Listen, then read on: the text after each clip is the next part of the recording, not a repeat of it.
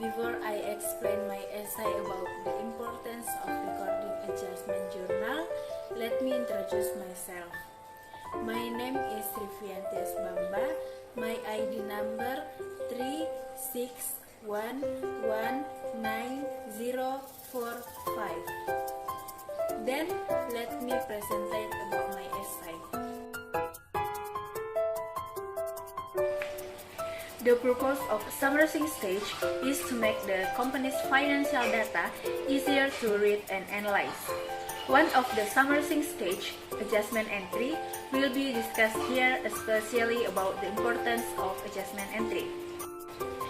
From this statement, I will explain about the first, what is adjustment entry, the second, why make adjustment entry, the third, the types of adjustment entry, and the last, the importance of adjustment entry.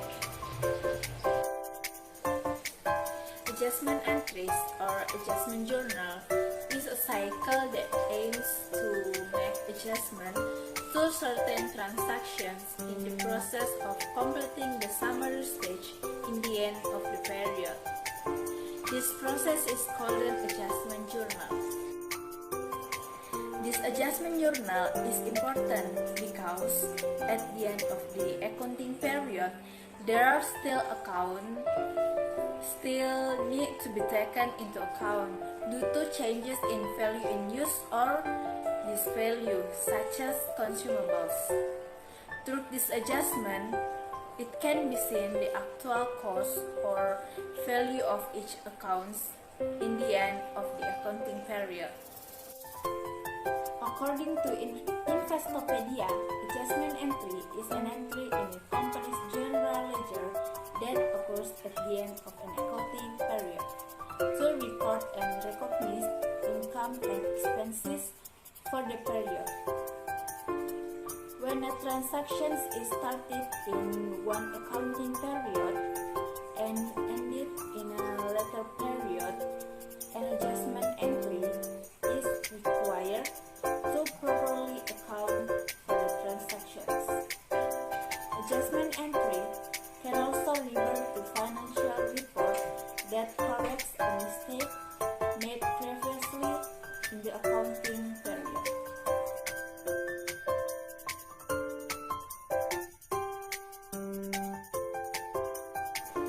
If we don't make adjusting entries, our books will show our paying for expenses before they are actually incurred or collecting unearned revenue before we can actually use the money.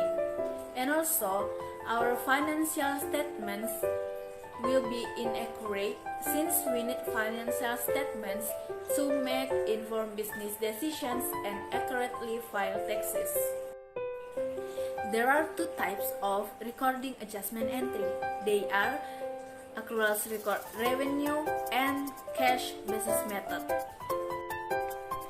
The first is accruals record revenue. This method records the transactions when they are happening, even though they haven't received cash or issued cash. The second method is cash basis method or expenses before any transactions get recorded as non-cash basis method. This method records the transactions when cash is received and when cash is out. Every transaction that occurs is recorded based on the nominal amount that occurs. Overall, both with the accrual basis method and cash basis method, the number of records will produce the same number.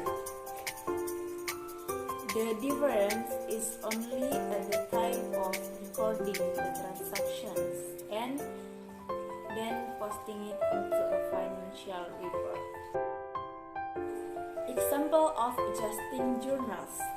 Example, our company makes custom t-shirt in September. We make 2 million rupees worth of client then invoice them. The client pays invoice on September 15th. For the sake of balancing the books, we report that money coming out of revenue where accrued receivables account in debit 2 million rupees and revenue accounts in credit 2 million rupees. Then, when we get paid in September, we move the money from accrued receivables to cash. The journal is cash account in debit 2 million rupees and accrued receivable in credit 2 million rupees. From this essay, we can conclude the first, it will make revenue will appear too low. If we earn revenue in the month that has not been accounted for yet, our financial report will be artificially low. The second, expenses may be understated. This is important when occurring payroll expenses as well as any expenses we have incurred during the month that we have not yet been invoiced for. And the third, financial report will be accurate.